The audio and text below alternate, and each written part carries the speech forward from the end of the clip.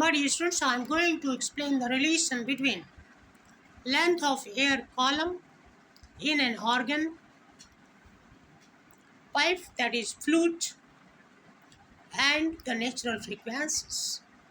There is inverse relation between them. When air column in a flute is made to vibrate by closing the by closing the different holes. By closing the different holes, air columns are made to vibrate and the length of air column changes.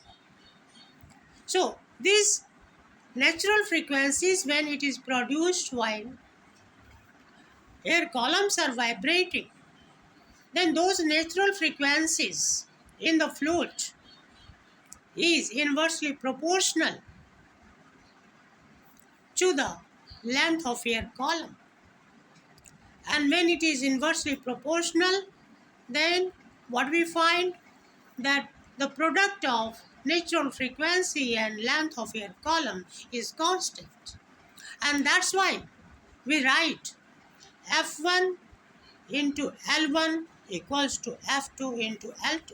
That means when natural frequency F1 is produced, in that case L1 is the length of air column, and now length of air column is changed by closing the hole of the flute, that is L2, then F2 also changes. And that's why the product of F1 and L1 is equals to F2 into L2. So here inverse proportion means what? If the length of air column is decreased, natural frequency is increased.